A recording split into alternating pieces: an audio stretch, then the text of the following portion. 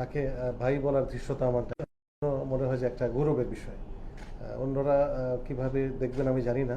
আমার মনে হয় যে principal accounting officer of the ICT ministry, আমি মাহমুদ ভাইয়ের মতো একজন জীবন্ত কিংবদন্তির পাশে বসেছি। দ্যাটস ওয়াই আমি নিজেকে গর্বিত মনে করছি। আর এরকম যোদ্ধা আসলে এটা স্তুতি নয়, কারণ স্তুতি করতে করতে আমাদের অভ্যাস এত খারাপ হয়ে গেছে। আমি বিভিন্ন পলিসি ফর্মুলেশনের সাথে যখন থাকতাম, প্রথম 1.5-2 পৃষ্ঠা প্রিয়াম্বলের মধ্যে পুরা খোদবা থাকতো 1.5 পৃষ্ঠা। তো আমরা আজকে যে কথাগুলো বলছি এগুলি মাহমুদ ভাইয়ের বিষয়ে, এগুলি রেটরিক না, প্র্যাকটিক্যাল কথা। উনি যখন আহত হয়েছেন, আমার ঘরের মানুষ রোজা রেখেছে। যশোরে বা কোথাও গিয়ে উনি কুষ্টিয়াতে আহত হয়েছিলেন। আমার আমার সহধর্মিণী, ওনার অসম্ভব ভক্ত। এটা হয়তো আজকে উনি প্রথম জানলেন, কোনোদিন দেখাও হয়নি, কথা হয়নি। তিনি রোজা রেখেছেন তার দ্রুত আরোগ্য এবং তাকে যাতে আল্লাহ সুবহানাহু ওয়া তাআলা মুক্ত করেন। তো এই মানুষটির পাশে বসাটা আমার জন্য মানে আই এম লিটল নার্ভাস। তো ডিয়ার ফ্রেন্ডস, যে জিনিসটা আসলে আজকে ভেরি টাইটেল সেইজ যে বাজেটের প্রযুক্তির ভাবনা। তো বাজেটের অ্যালোকেশনটা তো আমরা জানি যে প্রযুক্তি খাতে এবারের অ্যালোকেশন গতবারের চেয়ে কম। এবার আমাদের অল টুগেদার যেটা প্রপোজ হচ্ছে 2144 কোটি টাকা টোটাল প্রপোজাল যাচ্ছে, যার মধ্যে 1739 কোটি টাকা আমি নিলাম একটু ফিগার একটু আগে আমার জুনিয়র কলিগের কাছ থেকে টেক্সট করে সে আমাকে দিল ফিগারটা। আমি জানতাম, তারপরেও আমি এক্স্যাক্ট ফিগারটা নিলাম। রিজনটা হচ্ছে অন্য কিছু নয়, সেটা হচ্ছে যে ইমপ্লিমেন্টেশন যদি আগের বছরে খারাপ হয়, সেজন্য পরের বছরের আমাদের অ্যালোকেশনগুলো একটু পুয়ার হয়। আমি এখানে আসার পরে এই আমাদের 36 জুলাইয়ের যে পরবর্তী সরকার, যেটাকে আমরা বিপ্লবী সরকার বলি বা অন্তর্বর্তীকালীন সরকার বলি, এই সরকার প্রতিষ্ঠিত হওয়ার পরে আমরা যখন সচিব পদে আসীন হলাম অনেক বঞ্চনার পরে, তো তখন আমাদের উপর একটা অ্যাসাইনমেন্ট ছিল যে আইসিটি খাতে যে নৈরাজ্যটা ছিল এটাকে একটু আনআর্থ করাটা জরুরি। ইমিডিয়েটলি আমরা একটা কমিটি গঠন করে দিলাম একজন অ্যাডিশনাল সেক্রেটারির নেতৃত্বে, যিনি এখন বাণিজ্য সচিব। তো ওই টিমটা প্রায় 1.25 মাস কাজ করলো, একদম মাঠে ঘাটে। হাইটেক পার্কের কথা যে মাহমুদ ভাই বললেন, তো সেই হাইটেক পার্ক সহ অন্যান্য সমস্ত জায়গাগুলোতে গেলেন। একেবারে এমপিরিক্যাল সার্ভে যাকে আমরা বলি রিসার্চ মেথোডোলজির ভাষায়, 6,900 কোটি টাকা আমরা আইডেন্টিফাই করলাম, যেগুলো we can stop it outright, meaning that এগুলো আননেসেসারি এক্সপেন্ডিচার ফোকাসড এবং এগুলো আসলে দরকারি নাই, আমরা ফ্রিজ করে দিলাম ওই জায়গাগুলো। তো এই কারণে আমাদের এবছরের ন্যাশনাল অ্যাভারেজ যা আছে এডিপি সাইজের এক্সপেন্ডিচার প্যাটার্ন, এর চেয়ে আইসিডি ডিভিশন লিটল বাহাইন্ড। এটা হয়তো জুন পর্যন্ত যা কাভার হয়ে যাবে, কিছু পেমেন্ট আছে বাকি, সেগুলো ঠিক হলে হয়তো আমাদের শেষ হয়ে যাবে। তো এই বাজেটের মধ্যে আমাদের ইন্ডাস্ট্রি, একাডেমিয়া এবং জিওবির একটা আসলে সিনক্রোনাইজেশন সম্ভব, একেবারে অসম্ভব নয়। এখানে আমাদের প্রাইভেট সেক্টরের বন্ধুরা কাজ করেন, রেগুলেটরি অথরিটি আছেন, একাডেমিয়া বেসিসের এখানে আমাদের রেফেল ভাইকে দেখতে পাচ্ছি। বেসিসের বলা ঠিক হবে এখন? বেসিসের নেম আছে, ঠিকই আছে, বেসিস তো আছে। আমরা আমি আফটার মাই এক্সাম, এটা it's not beating my own drum, এটা আসলে অন্তর্বর্তীকালীন সরকারের প্রধান উপদেষ্টা যিনি, তিনিও স্বপ্ন দেখেন, তবে তার স্বপ্নটা হচ্ছে প্র্যাকটিক্যাল স্বপ্ন। এই স্বপ্নগুলো আমাদের কাছে মানে এক্সপ্রেস করেন এবং এইগুলো আমরা ইমপ্লিমেন্ট করার চেষ্টা করি। তো আমরা ইটস পসিবল, এই জায়গাগুলোতে আমাদের অ্যাড্রেস করা সম্ভব। আমি শুরুটা করতে চাই একটু অন্যভাবে। সরি, আমি শুরু করা মানে অনেক লম্বা চড়া কিছু বলবো না। শুরুটা হচ্ছে যে শোয়েব ভাই প্রশ্নটা করেছিলেন যে নাগরিক সেবার বিষয়টা। আমরা নাগরিক সেবা, আজকে যেই অনুষ্ঠানটা ছিলাম সেটা হচ্ছে নাগরিক সেবার একটা পাইলটিং আমরা করছি। সরকার কালেক্টরগুলোর মাধ্যমে, অর্থাৎ জেলা প্রশাসকের কার্যালয়গুলোর মাধ্যমে 33 থেকে 37টি service depending on the district size offer করে থাকে। এগুলোকে আমরা ডিজিটাইজ করে দিচ্ছি এবং by June 2025 every services will be digitised. আর আমাদের ইগভ প্ল্যাটফর্মের মাধ্যমে আরও আমাদের প্রায় 244টা সার্ভিস আছে। এই সার্ভিসগুলো যে আছে এগুলো কিন্তু বাংলাদেশের সিংহভাগ জনগোষ্ঠী জানে না। এখন না জানার কারণে কি হয়, তিনি কোনো না কোনো খপ্পরে পড়েন বা কেউ তাকে মিসগাইড করে, ওই খপ্পর একই কথা।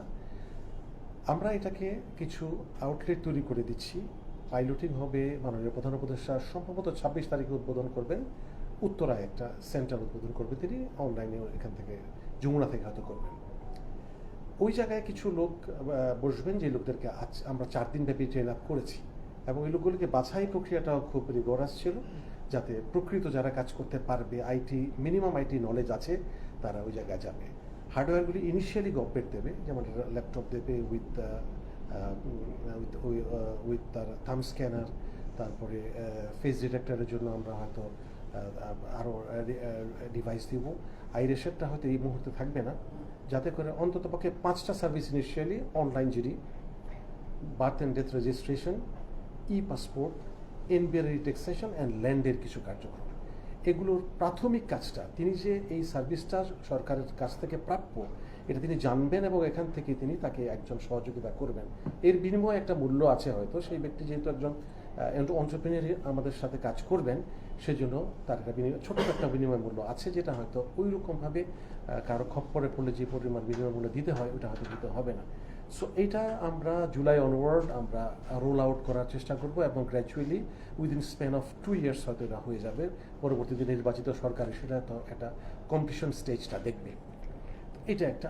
সো এই জায়গায় আমরা যে কাজগুলো আসলে ইনিশিয়েট করেছি, সেটা essentially to close the gap, মানে মিনিং দ্যাট ডিজিটাল ডিভাইড যেটা আছে এটাকে আমরা ক্লোজ করে নিয়ে আসার চেষ্টা করছি। আমাদের সেমিকন্ডাক্টর, আমি আবার ওই জায়গাটায় ফেরত যাবো আরও কয়েকটা কথায়।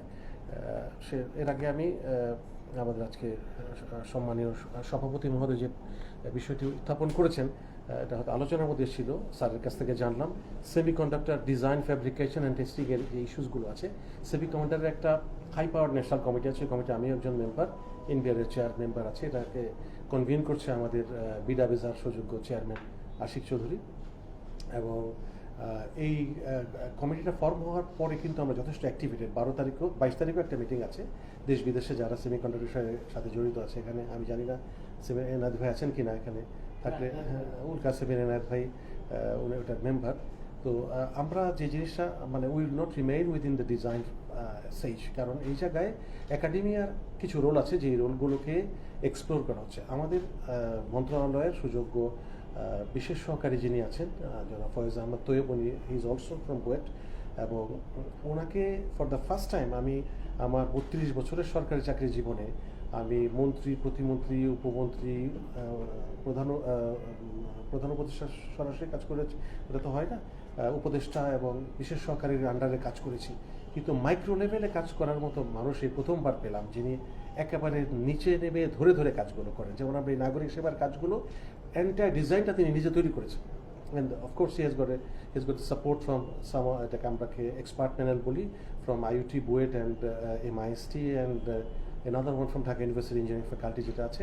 এটা আমরা এই একটা ভালো টিম উনি লিড করছেন, আমরা অ্যাডমিনিস্ট্রেটিভ সাপোর্ট পুরোপুরি দিচ্ছি, এবং মিস্টার ফয়েজ আহমেদ তৈয়ব এই সেমিকন্ডাক্টরের ব্যাপারে এখানে উনি বিশেষ সহকারী হিসাবে যোগদান করার পরেই আমাকে একটা গাইডেন্স দিয়েছেন যে আমরা কি করতে পারি। তো আমরা অলমোস্ট $4 মিলিয়ন কিছু অ্যাক্টিভিটি হাতে নিয়েছি।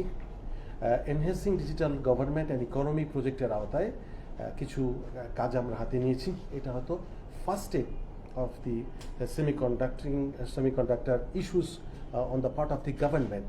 তো এটা আমার মনে হয়, যেহেতু আমরা আরএনজি সম্পর্কে সব দীর্ঘদিন যাবতীয় সন্ধিয়ান, কোথায় যাবে আরএনজি, ম্যানমেড ফাইবারে ট্রান্সফর্ম করবে কিনা, বাট অ্যাগেইন আমরা বলতে পারি যে সেমিকন্ডাক্টর যদি প্যারালালিও চলে, it will be a very big show for the foreign remittance earning. এবং যেটা আজকে সভাপতি মহোদয় যেটা বলছিলেন যে আমরা why can't we reach to $1 billion, even we fail to reach the level of the Pakistan, যেখানে আমাদের সমস্ত ইন্ডিকেটরই আমাদের কাছ থেকে পিছিয়ে আছে। তো এদিকেও আমরা যথেষ্ট উদ্যোগী ভূমিকা পালন করছি। আসার কথা হচ্ছে এই একটা আছে যেটাকে আপনারা বলছেন সিস্টেম ইনগ্রেইন, অর্থাৎ গত 15 বছরে এস্টাবলিশ যে সমস্ত লোকগুলো ওই জায়গাগুলোকে দখল করে আছে, এগুলোকে স্ট্রাইক আউট করাটা আমাদের জন্য দুরূহ হয়ে যাচ্ছে। একাধিক রিজন, এই যে আমার সহকর্মী বললেন যে পিপিআরকে মেনে আমাদের অনেক কাজ করতে হয়। We cannot go, we cannot bypass পিপিআরে যখন এক্সপিরিয়েন্স, যেটাকে আমরা জেনারেল এক্সপিরিয়েন্স বা স্পেসিফিক এক্সপিরিয়েন্সের পার্টটায় যাই, তখন দেখা যায় তার 15 বছরের অভিজ্ঞতা, কিন্তু যিনি প্রকৃত কাজ করার সক্ষম ছিলেন, কাজ পান নাই, এই সময়টা গ্যাপ থাকার কারণে তিনি আসলে কাজ করতে পারছেন না, মাঠ থেকে স্ট্রাইক আউট হয়ে যাচ্ছেন। সেই জন্য আমরা টাইম এন্ড এগেইন, আমি নিজে একজন পিপিআর এক্সপার্ট হওয়ার কারণে আমি বাংলাদেশ পাবলিক প্রকিউরমেন্ট অথরিটির সাথে টাইম এন্ড এগেইন আমি যোগাযোগ রাখছি এবং বলার চেষ্টা করছি যে আমরা অন্ততপক্ষে এই জায়গাগুলোতে স্পেশাল, কোভিডের সময় যেমন আমরা কিছু স্পেশাল এক্সামশন দিয়েছিলাম পিপিএকে বাইপাস করে কিছু কাজ করার, এইরকম সুযোগগুলো সৃষ্টি করা না গেলে প্রকৃত যারা কাজ করতে পারদর্শী ওইগুলো আসবে না, রাদার ওই লেসপেন্সারগুলো কিন্তু থাকবে এবং তারা কাজ করবে এবং তাদের কাজের গুণগত মান ভালো হবে না, তাদেরকে আইনগতভাবে আমি তাকে স্ট্রাইক আউট করতে পারছি না। তো এই জন্য কিন্তু আমাদের বেশ কিছু প্রকিউরমেন্ট স্লথ হয়ে গেছে, যার কারণে আমাদের টোটাল এডিপি বাস্তবায়নের হার মাত্র 42% in the month of May, যেখানে অলমোস্ট 70-80% থাকে, আমাদের মাত্র 42%। তো এই বিষয়গুলো আছে, এগুলো আমরা নজরদারিতে আছে। ফ্রিল্যান্সারদের বিষয়, ফ্রিল্যান্সাররা আমাদের সাথে সরাসরি কাজ করে, আপনারা জানেন। ফ্রিল্যান্সারের কিছু প্ল্যাটফর্ম আমরা মেনটেন করি আইডিয়া প্রজেক্টের আওতায়, এবং ফ্রিল্যান্সাররা এখান থেকে যে সোর্স কোডগুলো আছে সেই সোর্স কোডগুলো আমাদের কাছে থাকে। তাদের একটা অন্যান্য দাবির মধ্যে একটা দাবি ছিল যে পেপালকে নিয়ে আসা, হচ্ছে we get the money, but আমাদের এই মানিটা পেতে অনেক কাঠখড় পোড়াতে হয় এবং অনেক খরচ লাগে। তো পেপাল যদি আসে, তো পেপালের বিষয়ে মাননীয় প্রধান উপদেষ্টা আমাদেরকে নির্দেশনা দিয়েছেন এক্সপ্লোর করার জন্য। আমাদের মাননীয় আইন উপদেষ্টা নিজেও আমাকে টাইম অ্যান্ড অ্যাগেন বলছেন। আইন উপদেষ্টার রিজাল্ট হচ্ছে যে ওনার প্রেজেন্সে মাননীয় প্রধান উপদেষ্টার কথাটি আমাদেরকে বলে ফেলেছিলেন, সেই জন্য উনিও কিন্তু টেক কেয়ার করছেন যে হাউ অ্যাবাউট পেপাল আমরা এক্সপ্লোর করছি। হয়তো এটা স্পেসএক্সের মতো এত দ্রুত গতিতে হবে না, আপনারা জানেন আসছে কিন্তু বাংলাদেশে স্টার্লিং অপারেশন হয়ে গেছে এবং খরচের পরিমাণও আমরা যেটা আশঙ্কা করেছিলাম অনেক কম। এটা লাইট যেটা, সেটা বোধ হয় অ্যারাউন্ড 4200, আর এটা 6000 হচ্ছে রেগুলারটা। তো এটা তো not that much for some people those who can afford. এটা তো 500 তুলনায় 6000 অনেক বেশি মনে হলো, কিন্তু অনেকে কিন্তু এফোর্ড করতে পারবে, ওরা নিচ্ছে। তো ওদের মতো হয়তো আউটসাইড আমরা পেপালকে এইভাবে হয়তো পাবো না, একটু সময় লাগবে, তারপরেও আমরা চেষ্টা করছি এই জায়গাগুলোতে অ্যাড্রেস করার জন্য। হাইটেক পার্কগুলোর কথা স্যার বললেন, 94টি হাইটেক পার্ক করার জন্য হাইটেক পার্ক অথরিটি তৈরি করা হয়েছে। জনবল আছে, যৎসামান্য জনবল দিয়ে চলছে। আমরা কেবল ওই দিন আরও 200-র মতো জনবল অনুমোদন পেলাম। তো এই জায়গাগুলোকে সিলেক্ট করা হয়েছে এমনভাবে, একেবারে রাজনৈতিক বিবেচনায়। আমি সচিব হওয়ার পর সারা দেশ চষে বেরিয়েছি হাইটেক পার্ক দেখার জন্য। High tech park, software technology park, IT training and incubation centre, এগুলোর নামে নয়নাভিরাম দালান তৈরি করা হয়েছে। ওখানে যে মানুষ ছবি তুলবে, পেছনে দিয়ে ব্রিজ তৈরি করা হয়েছে অপ্রয়োজনে, যা সেলফি এবং ছবি তোলার জন্য। হাজার হাজার কোটি টাকা এই সমস্ত জায়গায় ব্যাহাত হয়েছে। এগুলো তদন্ত চলছে, আমরাও করছি, দুদকও করছে, এবং অডিটের একটা হিউজ রিপোর্ট তারা বের করেছে। তারপরে তাদেরটা কার্যক্রম চলমান আছে। তো এই জায়গাগুলোতে 94টার মধ্যে আমাদের অ্যাক্টিভ হাইটেক পার্কের সংখ্যা হচ্ছে 6টি।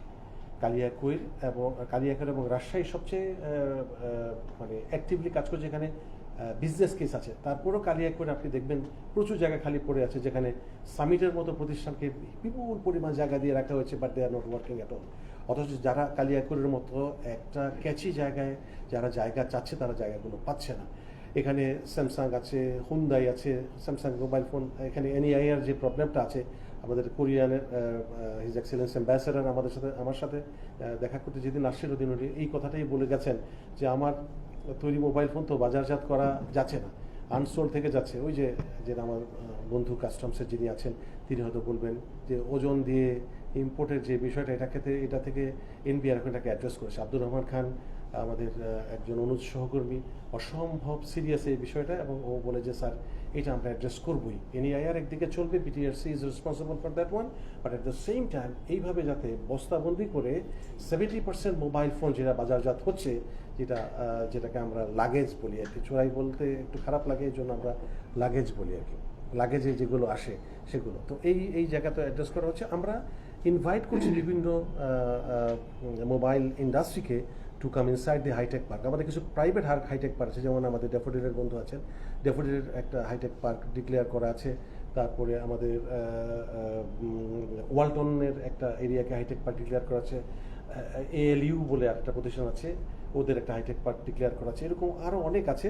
তো এগুলো প্রাইভেট হাইটেক পার্ক ছাড়াও আমাদের ভেতরের হাইটেক পার্কে যদি সবাই আসে তাহলে ট্যাক্সের যে বেনিফিটটা এটা কিন্তু পাওয়া যাবে। এখানে প্রাইভেট হাইটেক পার্কগুলোকে এবার থেকে বন্ধ করে দেওয়া হচ্ছে, নতুন যেগুলো হবে এগুলো আর এই ট্যাক্স এক্সেমশনটা পাবে না, সুতরাং এই জায়গায় আসতে হবে।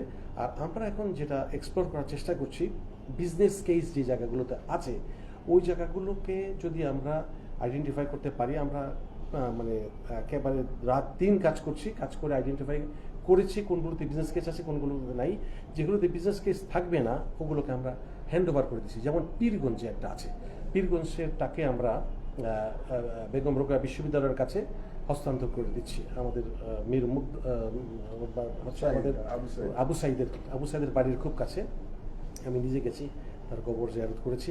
তো ওখানে যেয়ে দেখলাম যে এখানে তো আসলে ওইভাবে বিজনেস কেস হবে না, so it's better to hand it over to the academia, তারা কাজ করুক। সো আমরা একটা ফর্মালিটির মধ্যে আছি, এটা শেষ করে আমরা রংপুর বেগম রোকেয়া ইউনিভার্সিটির কাছে এটা একেবারে পূর্ণাঙ্গভাবে হস্তান্তর করব। আমরা বলেছি প্রফিট এটা পরের ব্যাপার, আপনি এটাকে আগে অপারেশনাল। ভিসি মহোদয় অসম্ভব কিন্তু গেট ইট, এবং আমি নিজে ভিসি মহোদয়ের সাথে, উনিও এসেছিলেন আমার অফিসে, আমি নিজেও ওখানে গেছি, যে আমরা মোটামুটি একটা পয়েন্ট অফ ইন্ডিফারেন্স এসেছি যে না ঠিক আছে আমরা এটা আপনাদেরকে দিয়ে দিব, আপনারা এটাকে অপারেশনাল করেন। এর বাইরে যে যে জায়গাগুলোর মধ্যে বিজনেস কেস নেই ওগুলোকে আমরা বন্ধ করে দিচ্ছি। কিছু পলিটিক্যাল প্রেশার এখনও আছে, মানে ফোর্থকামিং পলিটিশিয়ানস যারা তারা চাইছে ওই এলাকা থেকে হাইটেক পার্কটা বন্ধ না হোক। আমরা বন্ধের ঘোষণা দেওয়ার পরে দেখা গেল যে ওই এলাকায় মিছিল হচ্ছে, আন্দোলন হচ্ছে। এখানে একটা আগেকার প্রধানমন্ত্রীর নামে একটা ইয়ে ছিল আর কি, frontier technology institute of frontier technology ছিল, এটা হলো শিবচরে, মাদারীপুরের শিবচরে।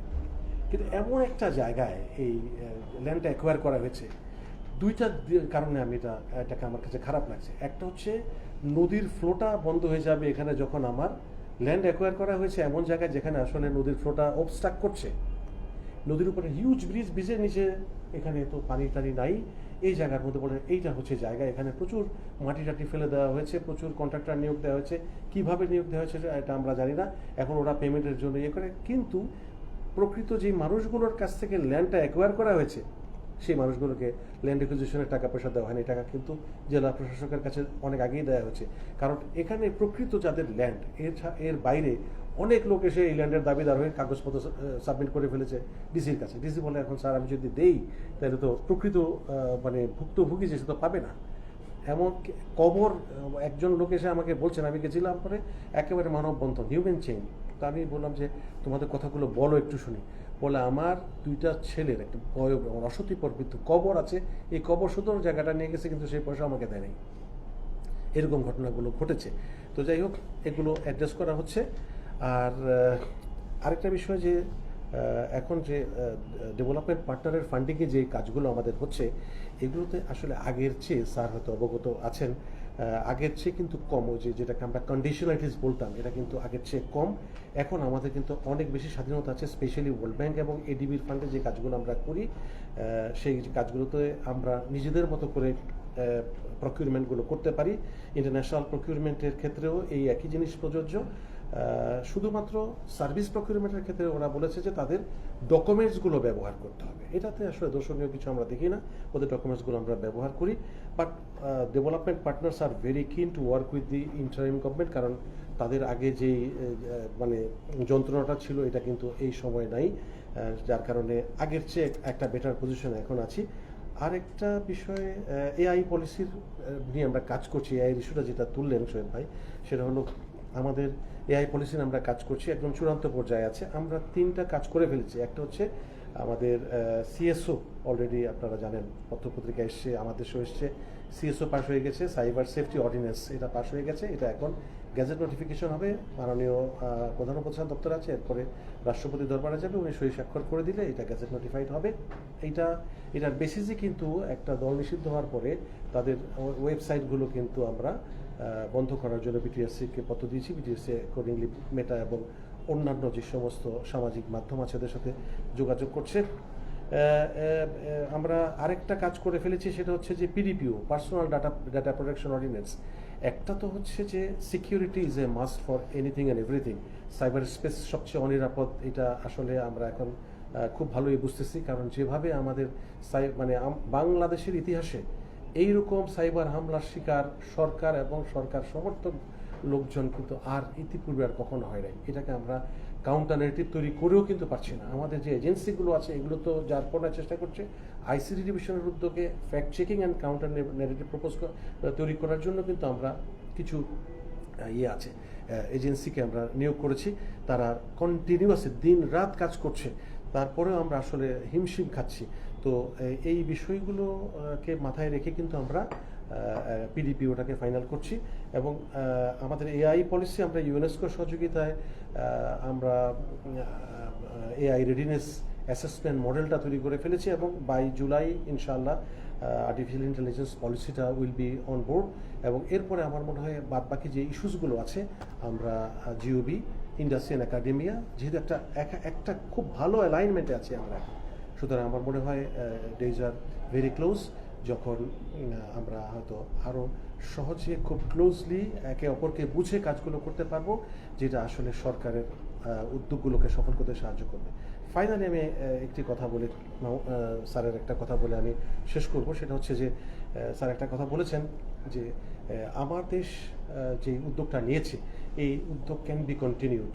এটা আসলে ওয়ান টাইম ইউজের জন্য নয়, এইরকম বিষয়গুলো আমরা চাই। আসলে এই উদ্যোগগুলো আরও কয়েকটা ছিল, কিন্তু ওগুলো একবারে শেষ হয়ে গেছে, মানে একবার করে মনে হলো যে এটা শেষ। কিন্তু স্যার যে কথাটা বলেছেন, এটা যদি আমরা ইফ ইউ ক্যান কন্টিনিউ, তাহলে আমার মনে হয় আমাদের যেই বিষয়গুলো আছে, যেটাকে আমরা বলি যে সরকার তার অবস্থানে থেকে বা সরকারি কর্মকর্তা তার অবস্থানে থেকে যে জিনিসগুলো বোঝে না, বাইরে থেকে এই জিনিসগুলো যখন রেইজ করা হয় এগুলোকে আসলে নেওয়া সহজ হয়, এবং এগুলোর বেসিসে কাজ করলে আসলে এই জিনিসগুলোকে অ্যাসেস করা আজকালকার জীবনে এই সময়ে এই ইনফরমেশন সুপার হাইওয়েতে আমরা এসেছি সেই 1994 সালে বাংলাদেশে। তো সেই সময় থেকে অনেক লম্বা সময় চলে গেছে। আমরা তো হোয়াট উই ওয়ান্ট বেসিক্যালি, আমরা চাই যে আমি যদি রিলে রেসার হই, তাহলে আমার সামনে যিনি রানার থাকবেন তার হাতে যখন ব্যাটনটা দিব, আমার এক্সপেকটেশন থাকবে সে আমার চেয়ে অনেক জোরে দৌড় দেবে। যদি না দেয় তাহলে কিন্তু অচল অবস্থা, স্থবিরতা। তো আশা করি ওই অবস্থাটা হবে না ইনশাআল্লাহ। আমরা আছি, উই আর কমিটেড। অনেস্টির দিক থেকে এখন পর্যন্ত এই অন্তর্বর্তীকালীন সরকারের যে কর্তা ব্যক্তিরা কাজ করছেন কনসার্নিং দি সিভিল সার্ভিস, অনেস্টি লেভেলটা এখন পর্যন্ত একটা standard level and above the standard পাওয়া যাচ্ছে, এটা আমরা পাচ্ছি। আমরা যারা প্রিন্সিপাল অ্যাকাউন্টিং অফিসার কাজ করি, আমাদের আন্ডার কমান্ড যারা কাজ করে, তাদের মধ্যে অন্ততপক্ষে সততাটা পাচ্ছি। হয়তো শতভাগ নয়, কিন্তু শতভাগের কাছাকাছি। এটা যদি অন্তত কিছু সময় বিরাজ করে, তাহলে আমার মনে হয় আমাদের যে প্রযুক্তির যে ভাবনা নিয়ে আজকে আমরা রাউন্ড টেবিলটা করলাম, এইরকম যদি আরও কিছু সময় আমরা এই জিনিসগুলোকে ফিট করতে পারি, তাহলে আমার মনে হয় যেটাকে আমরা অবজেক্টিভ অ্যাচিভ করা আসলে কষ্ট হবে না। আমরা জানি কোথায় আমরা আছি, আমরা এও জানি কোথায় আমরা যেতে চাই, সেজন্য আমাদের গ্যাপটাও জানি। এবং আমার এখন দরকার হচ্ছে ম্যাপিং। এই ম্যাপিংটা আমরা করছি এবং খুব সাকসেসফুলি করছি ইনশাআল্লাহ। আল্লাহ পাক আমাদেরকে, আল্লাহ রাব্বুল আলামিন আমাদের সহায় হবে নিশ্চিতভাবে, কারণ আমাদের আসলে চিন্তার মধ্যে বা নিয়তের মধ্যে খুলুসিয়াত খালেস আছে, খালেস নিয়ে আমরা কাজগুলো করছি। সেজন্য আমার দৃঢ় বিশ্বাস আল্লাহর রহমতে এবং আপনাদের সকলের সহায়তায় আমরা কাজগুলো শেষ করতে পারলে যে অবজেক্টিভ নিয়ে আমরা এগোচ্ছি সেই অবজেক্টকে ফুলফিল করা সম্ভব হবে। আপনাদের সবাইকে আন্তরিকভাবে ধন্যবাদ জানাচ্ছি। আসসালামু আলাইকুম।